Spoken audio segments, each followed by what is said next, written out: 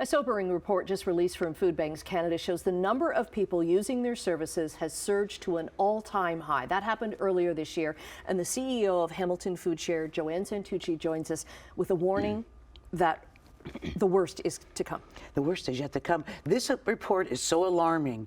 A 35% increase across Canada of people accessing food banks. 1.5 million visits in 1 month. That's got to tell you something. So we're at that part now. When we look at the winter's coming, more bills are going to be coming and adding another layer of anxiety. Christmas is coming, the holidays, and then right around the corner, we have a recession that's supposed to be coming up. I don't know how much more food banks can do, and I don't know how much more, people can suffer in our own community. And when you look in this report, it's a very lengthy report, so neither of us have had time, like it's almost 90 pages long. But one of the things that struck me on kind of a highlight is of how many people who have jobs are now going to food banks. That was one of the anomalies. It's like new territory now. The unemployment rate is the lowest it's ever been, but the highest access comes, at this time. It's telling us that even minimum wage is not cutting it. It's not paying the rent and feeding the kids at the same time. There's a huge increase of people who are employed now coming to the food bank. And you think about, when food banks first started in this country, it was supposed to be just a temporary fix, right? We're going to fix things up. People are going to get back on their feet. But now it's become chronic. It's become something that people need to go to on a regular basis for food. They're in an alarming situation, an emergency, every moment of the day. Our new report that came out called it a constant storm of worry. Now, obviously, there's mental health facts, all of these things enter into it. But, when I think of the future, I think we have to stop and we have to replan and rejig a lot of the reasons why people are coming to a food bank. Most of the time, it's because they're on a government program that pays benefits that are so low. Like on OW and ODSP, Ontario Works and Ontario Disability Program, people live off 40 to 60% below the poverty line. If the government deems this as the poverty line, why are the programs 40 to 60% below? It's alarming, it's horrible, and it has to stop. We have to have an income floor of a basic income for anybody accessing one of these programs, and then we can adjust it to inflation and then work from there.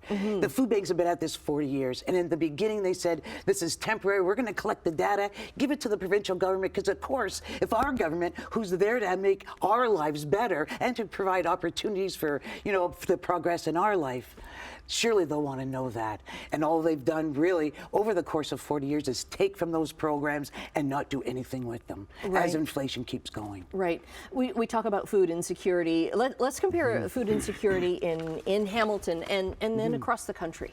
Well, let's just take a 1.5 million visits across Canada. Right, in March. In March, right? This year.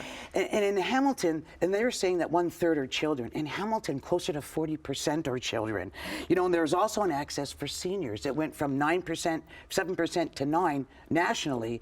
In Hamilton, over the last 2 years, seniors have increased 30%. These are our parents, our grandparents who built this city. What kind of a welcome is that to retirement, when they're on the other side? I think the ODSP and OW is really a big thing. The employment is now happening.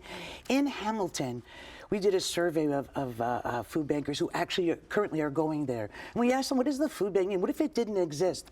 46% said they'd be homeless if they have to pay for the food that they normally get from a food bank. 46% said they'd be homeless. Right now, that's about 25 households that are at extreme risk of homelessness right as we're speaking. Right.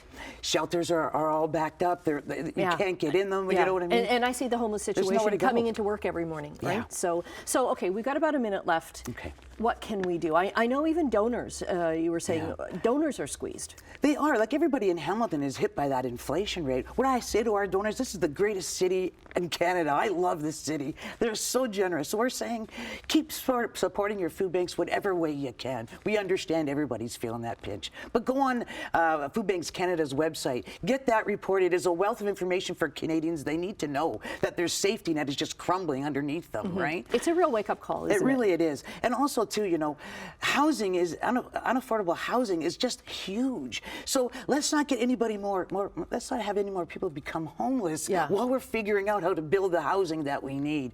And I think lastly, we have to guarantee if somebody's working for a living, they can at least pay their rent and feed their kids when their paycheck comes in. Let's just work on those three things. Yeah.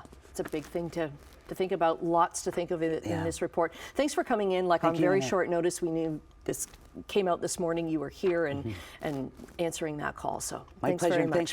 thanks for giving us the awareness. Okay, and we'll get a lot more on this report at chch.com and tonight on the evening news at 6 as well.